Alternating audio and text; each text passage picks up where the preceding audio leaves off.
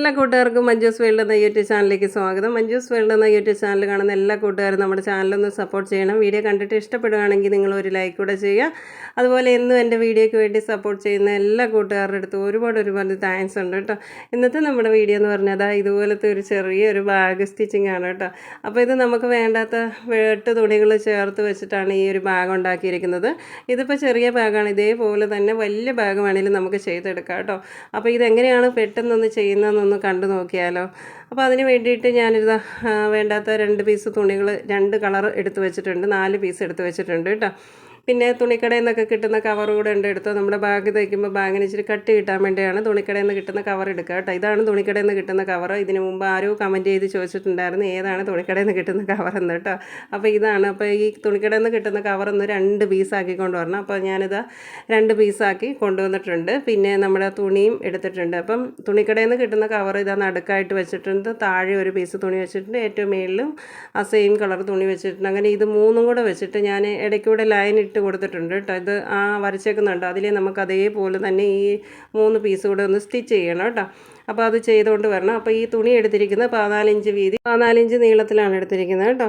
അപ്പോൾ ഇത് 3 പീസും കൂടെ ഇടയ്ക്കൂടെ ലൈനിട്ട് സ്റ്റിച്ച് ചെയ്ത് കൊണ്ടുവന്നിട്ടുണ്ട്. ഇപ്പോൾ ഈ തുണി എടുക്കുമ്പോൾ നല്ല ബലമുണ്ട് കേട്ടോ. ഇനി നമുക്ക് അതിൽ നിന്ന് ഒരു പീസ് തുണി എടുക്കുക. അതൊന്ന് നമുക്ക് ഇതുപോലെ ഒന്ന് രണ്ടായിട്ടൊന്ന് മടക്കുക. ഇതുപോലെ രണ്ടായിട്ട് മടക്കുക.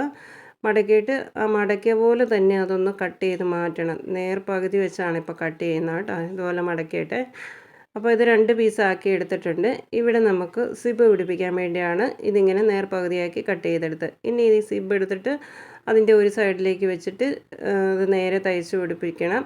പിന്നെ സിബിൻ്റെ അടുത്ത വശത്തേക്ക് നമ്മൾ ആ കട്ട് ചെയ്ത് മാറ്റിയിരിക്കുന്ന ആ തുണിയും കൂടെ ഒന്ന് തയ്ച്ച് പിടിപ്പിക്കണം കേട്ടോ. അപ്പോൾ അത്രയൊന്ന് ചെയ്തിട്ട് നമുക്ക് കൊണ്ടുവരാം. അപ്പോൾ ഇതാ സിബ് എടുത്ത് അതിൻ്റെ നേരെ വെച്ചിട്ട് സിബിൻ്റെ സൈഡിൽ കൂടെ തന്നെ നീളത്തിലങ്ങ് തയ്ക്കണം. ഇതുപോലെ നീളത്തിൽ തയ്ച്ച് കഴിഞ്ഞിട്ട് ഈ സിബ് ഇതുപോലെ നേരെ ആക്കുക. സിബ് നല്ലോണം നേരെ ആക്കി കഴിഞ്ഞതിന് ശേഷം ആ സിബിൻ്റെ സൈഡിൽ കൂടെ തന്നെ പുറത്തൂടെ ഒന്ന് പതിച്ചുകൂടെ തയ്ക്കണേ. എന്നിട്ട് നമുക്ക് സിബിൻ്റെ അടുത്ത വശത്ത് അടുത്ത പീസ് പിടിപ്പിച്ചിട്ട് ഈ പതിച്ച് തയ്ക്കുന്ന പോലെ തന്നെ അതിൻ്റെ ആ സൈഡിൽ കൂടെ ഒന്ന് പതിച്ച് തയ്ച്ചെടുക്കണം കേട്ടോ.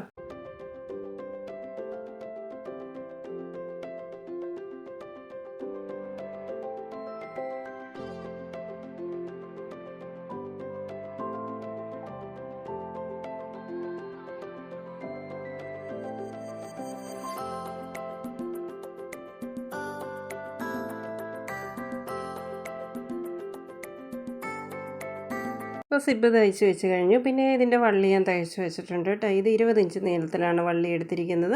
1/2 ഇഞ്ച് വീതിയിലാണ് 2 വള്ളി തയ്ച്ചെടുത്തിരിക്കുന്നത് കേട്ടോ.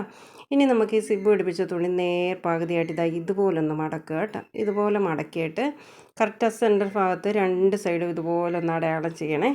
ഇതുപോലെ അടയാളം ചെയ്തിട്ട് ഇനി വള്ളി പിടിപ്പിക്കാനുള്ള സ്ഥലമാണ് നമ്മൾ അടയാളം ചെയ്യുന്നത് കേട്ടോ.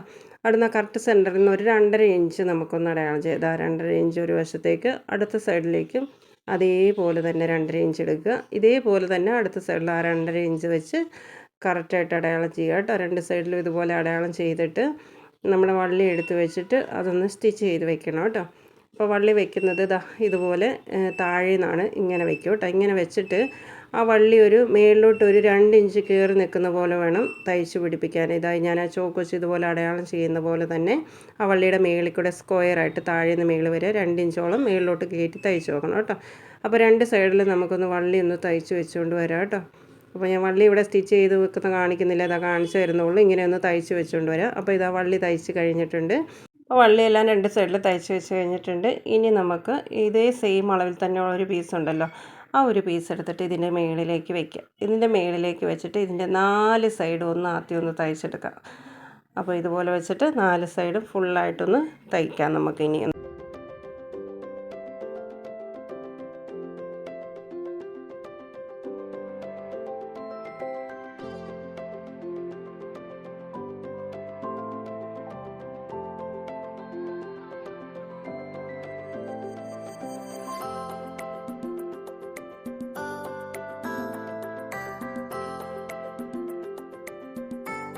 അപ്പോൾ ഇതാ 4 സൈഡും തയ്ച്ച് കഴിഞ്ഞിട്ടുണ്ട്.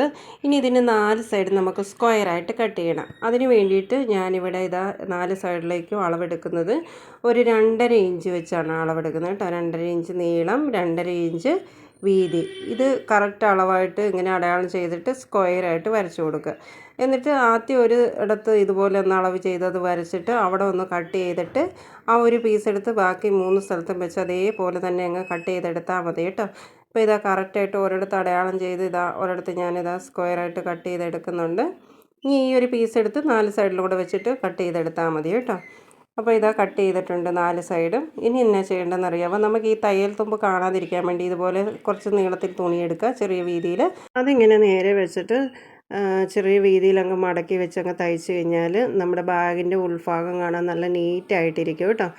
ഇതാ ഇപ്പോൾ നീളത്തിൽ വെച്ച് തയ്ച്ചിട്ടുണ്ട്. ഇനി ഇതിങ്ങനെ ചെറിയ വീതിയിൽ ഇങ്ങനെ മടക്കി കൊടുക്കുക. ഇതാ തയ്യൽ തുമ്പ് കാണാതിരിക്കാൻ വേണ്ടിയാണ്. അപ്പോൾ ഉൾഭാഗം നല്ല നീറ്റായിട്ടിരിക്കും. അപ്പോൾ 4 സൈഡിലും ഇതേപോലെ തന്നെ ചെറിയ വീതിയിലുള്ള തുണി എടുത്ത് വെച്ചിട്ട് ഇതുപോലെ അങ്ങ് തയ്ച്ച് വെക്കണം കേട്ടോ. അപ്പോൾ ഇതാ ഒരിടത്ത് ഞാനിതാ തയ്ച്ച് വെച്ച് കാണിച്ചിട്ടുണ്ട്. ഇതേപോലെ തന്നെ ആ 4 സൈഡും തയ്ച്ചെടുക്കണേ. 4 സൈഡും അതേപോലെ തന്നെ തുണിയെല്ലാം വെച്ച് തയ്ച്ചിട്ടുണ്ട്. ഇനി നമുക്ക് ഇതിൻ്റെ 4 സൈഡും ഇതുപോലെ എടുത്തിട്ട് അതൊന്ന് ജോയിൻറ്റ് ചെയ്യുക. ഇതുപോലെ എടുത്തിട്ട് 4 സൈഡും ഒന്ന് ജോയിൻറ്റ് ചെയ്യണം കേട്ടോ.